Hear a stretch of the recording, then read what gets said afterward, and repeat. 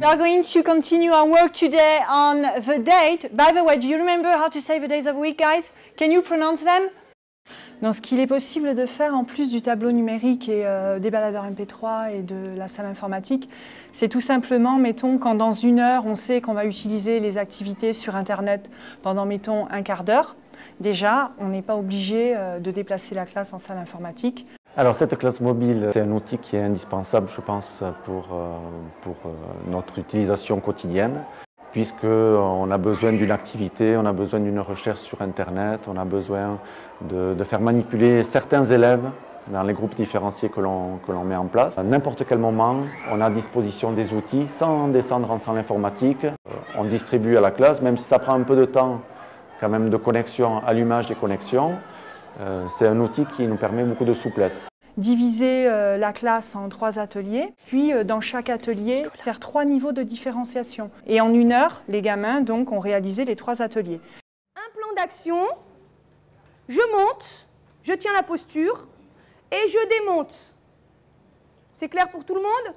Bon, ça demande du travail, il faut organiser, il faut changer ses pratiques, mais ça apporte un plus aux élèves parce que derrière, ils ont la connaissance du résultat immédiate. Derrière, moi, je peux passer et dire, voilà, ça c'est bon, ça c'est pas bon. Petit à petit, c'est eux qui vont le faire et ils vont pouvoir gagner du temps de pratique. Et qui dit pratique, dit réussite. Hein. Au final, en fait, c'est très motivant pour les enfants.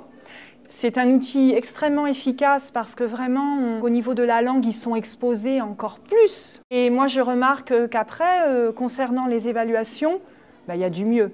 Est-ce qu'on a le fit? Est-ce qu'on a le fit? Est-ce qu'on a la forme, l'immobilité et la tenue? C'est ça l'objectif.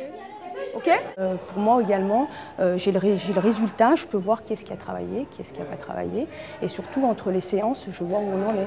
Donc là en basket on s'en sert aussi puisqu'on travaille beaucoup sur le surnombre offensif, donc voilà, sur des petites erreurs. Comme ils sont jeunes, ils ont du mal à s'en rendre compte un petit peu. Donc avec la tablette ça les aide un petit peu. Voilà. Le temps de moi de regarder ce qui m'intéresse, je sélectionne sur ce qu'on a travaillé, donc sur le thème de la séance. Donc là c'était le surnombre au départ. On leur montre ce qui était bien, ce qui n'était pas bien. Sur le début de la séance d'après. Voilà. Un des projets principaux c'est de monter un kiosque numérique, c'est-à-dire de prendre des abonnements à des périodiques en ligne. Je voudrais en fait qu'ils apprennent à suivre l'actualité, mais d'une manière peut-être un petit peu différente, puisqu'ils ne sont pas toujours attirés par le papier. C'est vrai que le fait de passer par cet outil, pour eux, c'est toujours un petit peu magique. Ma préoccupation, c'est de faire lire les élèves, quels que soient les supports, quoi. Donc la lecture, voilà, c'est un outil différent qui peut aussi permettre, je crois, d'amener les élèves à lire.